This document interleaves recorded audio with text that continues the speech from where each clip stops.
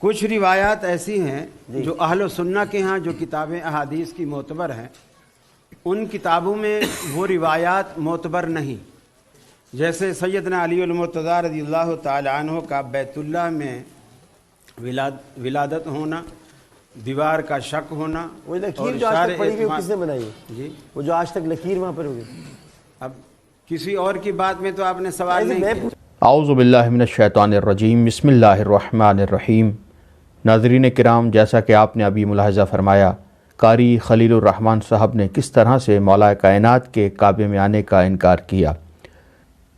ہم ان کی خدمت میں بصد احترام عرض کرتے ہیں کہ آپ فرما رہے ہیں کسی معتبر کتاب میں علی ابن ابی طالب کا کعبے میں آنا ذکر نہیں ہوا، تو ہم آپ کی خدمت میں اس وقت 20 حوالے پیش کر رہے ہیں۔ کرنا چاہیں تو 150 حوالے ہمارے پاس موجود ہیں کہ جس میں کتاب بھی آپ کی ہے، قلم بھی آپ کا ہے، کاغذ بھی آپ کا ہے، راوی بھی آپ کا ہے، ناشر بھی آپ کا ہے، مؤلف بھی آپ کا ہے، سب کچھ آپ کا ہے، مگر کعبے میں آنے کا ذکر ہمارے مولا کا ہے۔ حضور کیا کیجئے اگر اللہ نے کسی اور بزرگ کو، کسی بہت بڑے بزرگ کو کعبے میں نہیں بھیجا اور علی ابن ابی طالب کو کعبے میں بھیج دیا، تو اس میں علی سے ناراض ہونے کی ضرورت نہیں ہے۔ یہ تو اللہ کی مرضی ہے کہ وہ جسے چاہے بھیجے، چاہے تو کسی عام عبداللہ کو بھیجے یا کعبے میں وجہ اللہ کو بھیجے۔ اور اصول یہ ہے کہ جس سے انسان کو محبت ہوتی ہے، انسان اس کی جھوٹی تعریف بھی سن کر خوش ہو جاتا ہے۔ بیٹے سے محبت ہے، اگر کوئی کہے حضور ماشاءاللہ آپ کا بیٹا تو چاند جیسا ہے، تو خوش ہو جاتے ہیں، کبھی پلٹ کر نہیں کہتے جناب کیوں دروغ گوئی سے کام لے رہے ہیں، کہاں چاند کہاں میرا بیٹا، کبھی اعتراض نہیں کرتے، جھوٹی تعریف سن کے بھی خوش ہو جاتے ہیں۔ کیوں؟ اس لیے کہ بیٹے سے محبت ہے۔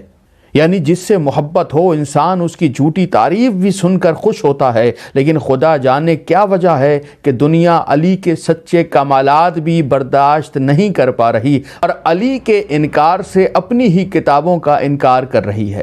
پہلا حوالہ آپ کی نظر کر رہا ہوں، امام ابو عبداللہ حاکم نیشاپوری، کسی تعارف کے محتاج نہیں، علم حدیث میں ایک بلند پایا مقام رکھتے ہیں۔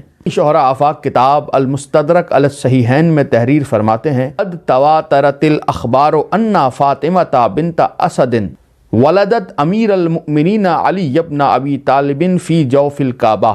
متواتر روایات اور اخبار موجود ہیں کہ جو یہ ثابت کرتے ہیں کہ علی ابن ابی طالب کی ولادت خانہ کعبہ میں ہوئی۔ کسی ایک راوی کی بات نہیں کی، تواتر کا ذکر کیا، متواتر طور پر یہ خبر آئی ہے کہ علی ابن ابی طالب ہی مولود کعبہ ہیں۔ کوئی کہہ سکتا ہے کہ فضائل علی ابن ابی طالب کے باب میں امام حاکم نے اس روایت کو کیوں نہیں لکھا؟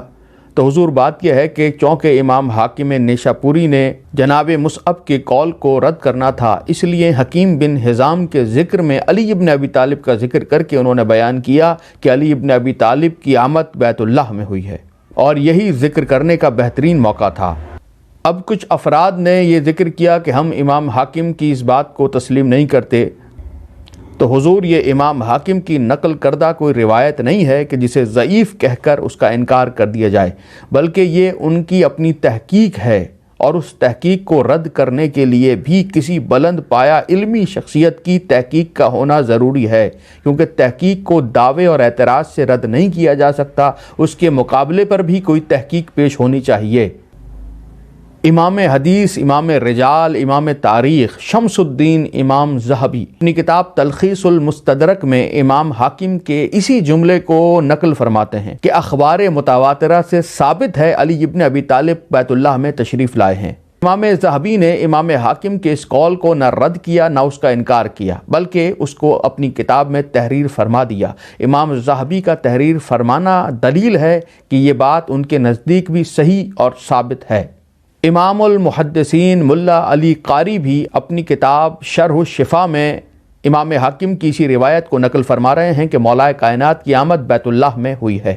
ملا علی قاری جیسے محقق و محدث نے بھی نہ امام حاکم پر اعتراض کیا نہ امام ذہبی پر اعتراض کیا، بلکہ خود بھی اسی چیز کو نقل فرما دیا، یعنی ان کے نزدیک بھی یہ بات درست ہے۔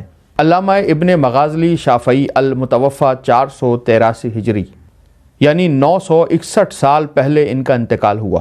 اپنی شہرہ آفاق کتاب مناقب امیر المؤمنین میں تحریر فرماتے ہیں کہ فاطمہ بنت اسد بیت اللہ میں داخل ہوئیں فولدت غلاما مسرورا، اور ایک مسکراتا ہوا بچہ دنیا میں آیا۔ معروف مورخ علامہ علی ابن حسین مسعودی المتوفی 346 ہجری، یعنی آج سے 1100 سال پہلے دنیا سے رخصت ہوئے، اپنی مشہور کتاب مروج الذہب میں تحریر فرماتے ہیں انا مولدہ الکعبہ، علی ابن ابی طالب بیت اللہ میں تشریف لائے۔ امام محمد ابن اسحاق المکی اپنی معروف کتاب اخبار مکہ میں تحریر فرماتے ہیں اول من ولد فی الکعبۃ من بنی ہاشم علی ابن ابی طالب، علی ابن ابی طالب جو بنی ہاشم میں سے ہیں وہ پہلے شخص ہیں جو کعبے میں پیدا ہوئے۔ بر صغیر پاک و ہند کے مشہور مورخ و فقیہ حضرت شاہ ولی اللہ محدث دہلوی اپنی کتاب ازالۃ الخفا میں تحریر فرماتے ہیں کہ حضرت علی کی ولادت کے وقت جو مناقب ظاہر ہوئے ان میں سے ایک یہ ہے کہ آپ کی ولادت خانہ کعبہ میں ہوئی، اور امام حاکم نے تحریر فرمایا کہ متواتر اخبار میں سے ہے کہ آپ کی ولادت خانہ کعبہ میں ہوئی ہے۔ شاہ ولی اللہ محدث دہلوی نے اپنی ایک اور کتاب قرۃ العینین میں بھی امیر المومنین کا کعبے میں آنا تحریر فرمایا ہے۔ علامہ مومن ابن حسن شبلنجی اپنی کتاب نور الابصار میں تحریر فرماتے ہیں رسول اکرم کے چچا زاد بھائی اور اللہ کی تلوار بے نیام یعنی حضرت علی ابن ابی طالب 13 رجب 30 عام الفیل کو بیت اللہ میں متولد ہوئے۔ پھر فرماتے ہیں وَلَمْ يُولَدْ فِي الْبَيْتِ الْحَرَامِ قَبْلَهُ أَحَدٌ سِوَاهُ، علی ابن ابی طالب سے پہلے کوئی بھی خانہ کعبہ میں متولد نہیں ہوا۔ برادران اہل سنت کے معروف صوفی عالم دین ملا عبد الرحمن جامی اپنی کتاب شواہد النبوہ میں تحریر فرماتے ہیں کہ علی ابن ابی طالب کی ولادت خانہ کعبہ میں ہوئی۔ عظیم محدث شاہ عبدالحق محدث دہلوی بھی تحریر فرماتے ہیں کہ مولا کائنات کی ولادت خانہ کعبہ میں ہوئی۔ گنجی شافعی نے بھی کفایت الطالب میں مولا کائنات کی ولادت خانہ کعبہ میں ہونا تحریر فرمایا ہے۔ سبت ابن جوزی نے اپنی کتاب خیرۃ الخواص الامہ میں روایت تحریر فرماتے ہیں کہ فاطمہ بنت اسد خانہ کعبہ کا طواف کر رہی تھیں کہ ان کے لیے دیوار کعبہ شک ہوئی اور وہ بیت اللہ الحرام میں داخل ہوئیں اور وہیں مولا کائنات دنیا میں آئے۔ شاہ عبد العزیز محدث دہلوی اپنی کتاب معروف کتاب تحفہ اثنا عشریہ میں تحریر فرماتے ہیں کہ فاطمہ بنت اسد کعبۃ اللہ میں داخل ہوئیں اور وہیں حضرت علی متولد ہوئے۔